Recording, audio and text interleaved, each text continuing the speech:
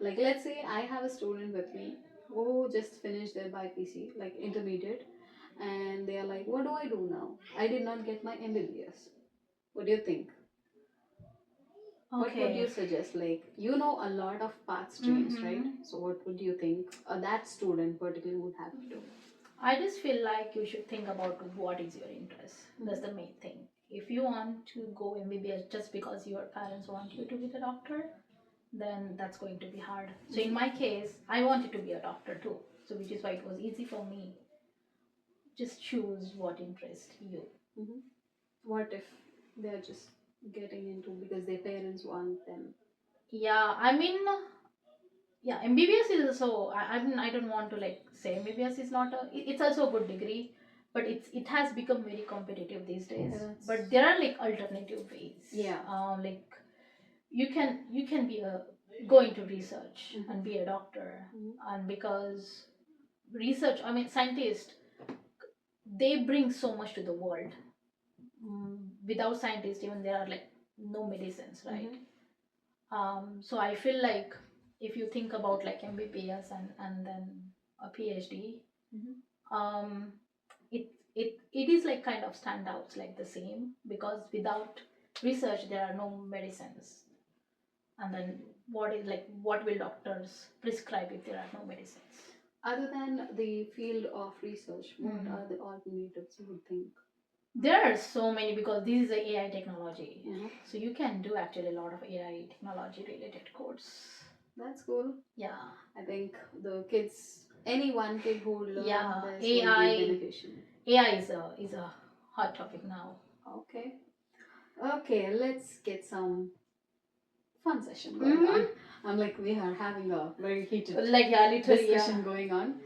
So, I mean, it's not actually fun session, but then I want to know because the people I see are generally motivated, and when I see you, I'm like, oh, she's so energetic. What's even keeping her moving? Like, who is the motivation? Let's say. Oh, my dad. Your dad. Yeah.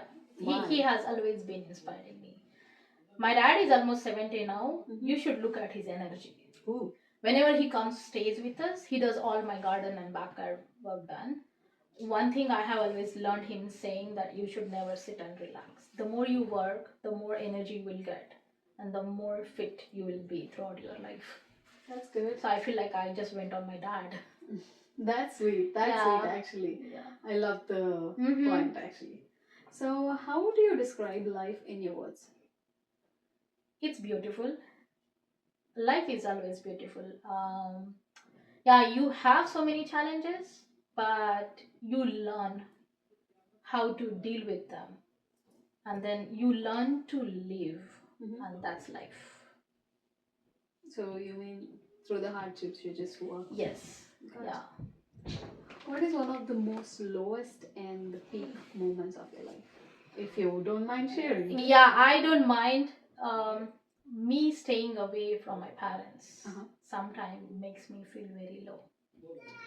There are some days I feel like just leave everything and go stay with them. That's the only, I would say. Sometimes it's strength, but sometimes it's my weakness that I'm away from my family. What's the peak moment, like most happiest? You are on the cloud nine. When I'm with my husband. Oh, come on, there will be kids who would be watching. Oh my goodness, yeah, kids, like, since I don't have kids yet, but right now, like, I feel I used to work on Saturdays, Sundays, but these days I stopped working and I'm like literally spending time with my husband, and I feel like that's like the happiest moment for me. No, I want to know, irrespective of the third person in your life, like even Just leaving your for husband, myself. yes, what is that? Oh, when I'm in the lab, when I do science, when I do experiments. Like, I mean, did you ever get something like, phenomenal results? Yes. I am literally like on the top of the cloud when I get like positive data. Oh, so that's the thing that keeps you going on. That's sweet. So this is a cliche question basically. So today's love is very complicated. You know that, right? And especially with the Gen Zs and the kids, I personally feel like they are not in a right path to decide on what's exactly love is. So how do you decide? I mean, just your thought. It's not like you're deciding. It's not like I am deciding. I'm just putting one more thought into the world. Like, what do you think love is? Or what like, do you feel like the generation is going on, like the younger generations? Yeah, I feel like everyone has their own way of defining love. Not sure about the younger generation, but I feel like, how do I say? For me, like, I like the feeling of being loved rather than loving someone. When I know, okay, I'm being loved so much, I have like my friends around, my family around who loves me so much, and I'm like, okay, that's what I want. Okay. So there is one more question. I don't have that on my book, but then I'm like, okay, let me just ask it anyways. So we are in this generation. We are like very advanced, but then being a woman, things are tough. Yes. How do you, explain that statement? Do you think it's positive to you, negative to you? Are you contradicting it? Okay, that's actually a tough question to answer. Yes, I do agree sometime being women is tough, but when I think about like my mom being my strength whenever I need her, she's the only person on the earth who can actually give me that comfort. Even my dad does not. So I feel like women are the strongest human being on the earth because they can handle everything. So I am actually being super blessed that I am a woman because women can be like a mother, a wife, a sister. So we have like multi role to play. You can work, you can also take care of the household, you can also take care of your husband, your family. So that's so being women is a positive thing for me. What is that one thing you want to say a girl outside trying to beat the society or crying alone in the room saying that she's not enough? I don't know, I never felt that way. You saw a girl, like what would you pat down her? What would you just say that one? Yeah, so like, yeah, I know someone who always says this. I tell her like, just love yourself. If once you learn how to love yourself, you don't have to worry about others. Got it. You're more than sufficient for yourself. Oh, yeah, this is a cute question, I guess. What is the essence of your happy marriage? Oh. I see you and your husband being the most coolest people I ever know. Yeah, but we also equally fight a lot. Oh yes, so, I do know. Yeah, so we being opposite attracts is the relationship of happy marriage. I want to know, like, when people fight, they end up crossing the limits, crossing the boundaries. They would ruin the relationship. Oh, we never. Like, what is the boundary you exactly try to coordinate with your husband and get things straight? We have a limit. So we always fight, but we always fight in a fun way. But we kind of both sense when we are like crossing each other's border, and then we try to make it up right on that place. I just like go tell him like, hey, I did not like the way you talk to me, and he does the same.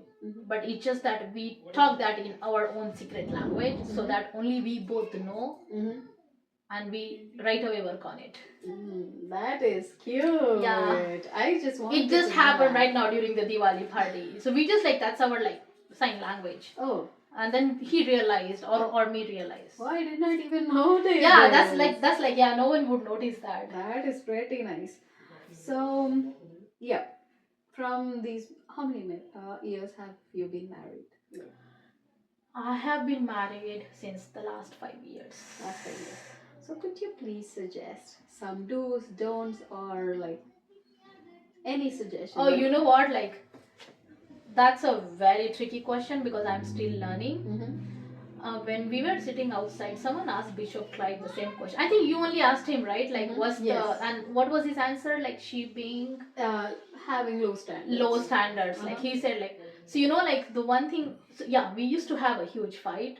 Then after 1 year, some of our church member came and told us like, you can either be happy or right. That's it.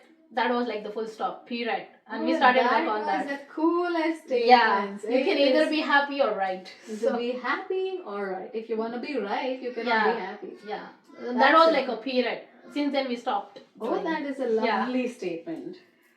I have a couple more questions and we're going to wind it up. Yeah. Sorry for taking your time. No problem.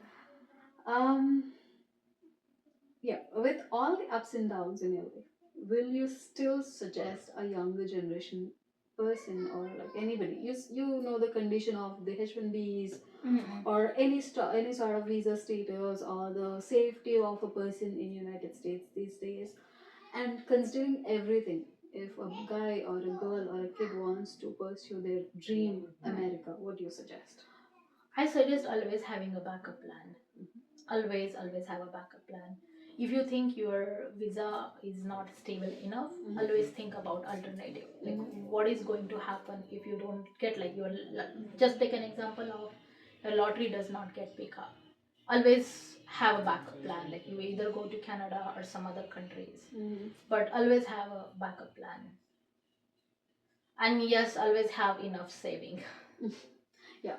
How would you generally finance your things? Like how do you save or how do you spend? Yeah, so we both have like our separate finances, which we usually don't share with each other.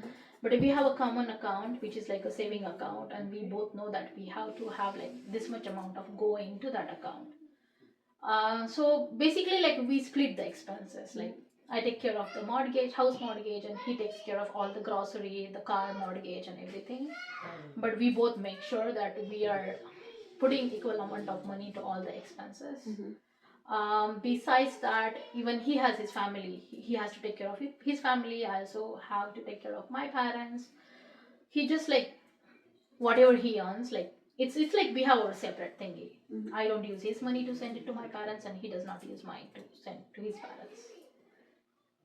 Oh yeah, that's actually nice. Yeah, because whatever we do, we just are mindful that we have to have a saving account, and we just like even it's like $50 from each side. That's more than enough. That's actually nice. So that's a wind up. Yeah. Thank you so much. Yeah, thank you. Thank you very much for the time. Thank you for having me.